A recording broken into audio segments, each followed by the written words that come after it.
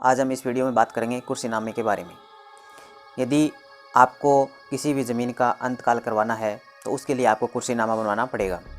कुर्सीनामा पहले तो सरपंच के द्वारा तैयार किया जाता था, लेकिन इसमें अभी नियम बदल दिया गया है। इसमें आपको बनाने के लिए 50 रुपये का स्टाम्प लेना पड़ेगा और उसके ऊपर वो जो कुर्सीनामा जो है वो प्रिंट करवाना पड़ेगा। कुर्सीनामे का जो फॉर्मेट है वो मैं वीडियो के डिस्क्रिप्शन में डाल दूंगा, मेरी वेबसाइट के ऊपर डाल दूंगा। वहाँ से आप उसको डाउनलोड करके अपना जो भी बनाना चाहते हो उसको एडिट कर सकते हो। नहीं तो क्या है कि 50 रुपये का स्टाम्प लेते हैं, 50 रुपये वो लेंगे, 50 रुपये उसके ऊपर जो प्रिंट मार के देगा वो लेगा, 50 रुपये उसको नोटरी करवानी है वो लेता है। उसके बाद में स्टाम्प के ऊपर जो 30 रुपये एक्स्ट्रा भी लेते हैं, 20-30 रुपये।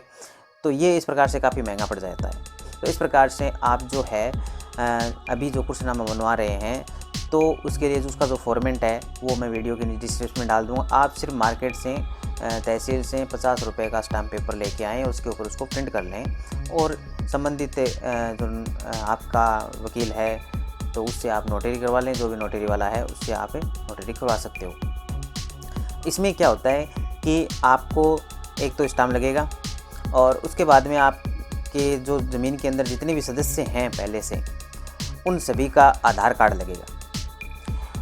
आपको यहाँ पे एक बात का ध्यान रखना है कि आधार कार्ड में जो नाम है वो और जो आप जमाबंदी निकाल रहे हो ऑनलाइन उसमें तो उसका और आधार कार्ड का नाम एक होना चाहिए नियम के हिसाब से।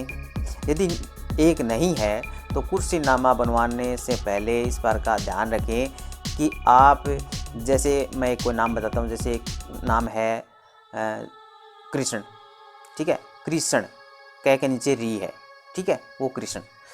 अब जो आधार कार्ड है उसमें लिखा हुआ है कृष्ण, की पूरा लिख दिया, रे लिख दिया, सह लिख दिया, नहीं कृष्ण। अब उसमें आप में ये दिक्कत आएगी कि वो नाम जो है वो मिसमैच। तो इस प्रकार का जो कंप्यूटर जो है फॉर्मेट सही प्रकार से उसको पकड़ नहीं पाता है और वो गलती के अंदर आता है।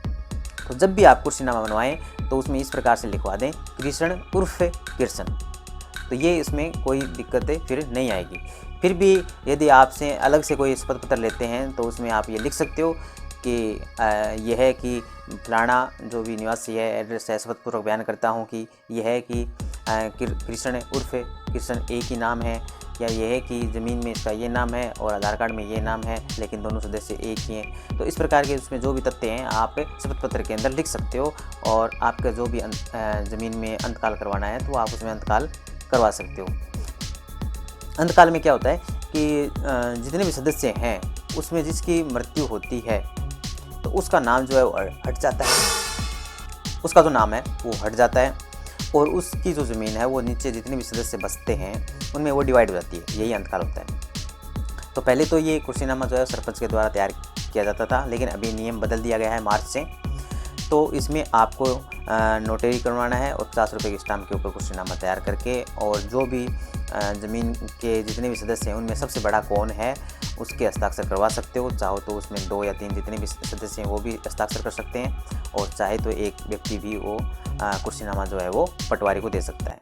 ये कुर्सीनामे जो है वो पटवारी को देना होता है और इसमें आप इस प्रकार से जो फाइल है वो तैयार करनी है। सबसे ऊपर कुर्सीनामा, उसके नीचे जमाबंदी, फिर जितने भी सदस्य हैं उन सभी के आधार कार्ड उसमें लगा देने हैं।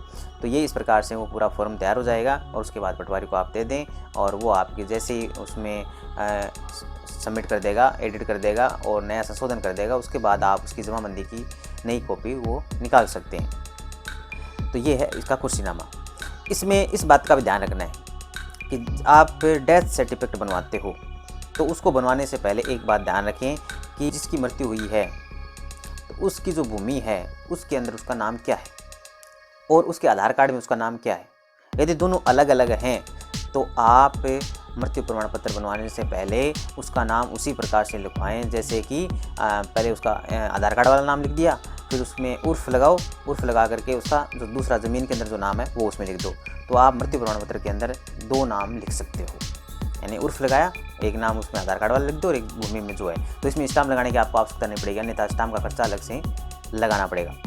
और दूसरा, जिसकी मृत्यु हुई है उसके पिता का नाम क्या है, आधार कार्ड में क्या है और उसकी भूमि में क्या था। उसमें यदि एक नाम है तब तो कोई दिक्कत नहीं है, अन्यथा आप डेथ सर्टिफिकेट बनाते समय आप वो नाम भी उसी प्रकार से बीच में उर्फ लगाएं और उर्फ लगा करके दोनों नाम एक साथ लिखवा दें। तो इस प्रकार से आपको किसी भी प्रकार की कोई भविष्य में दिक्कतें नहीं आएगी। सूचना चलेगी, चैनल को सब्सक्राइब करें, लाइक करें और शेयर करें। धन्यवाद।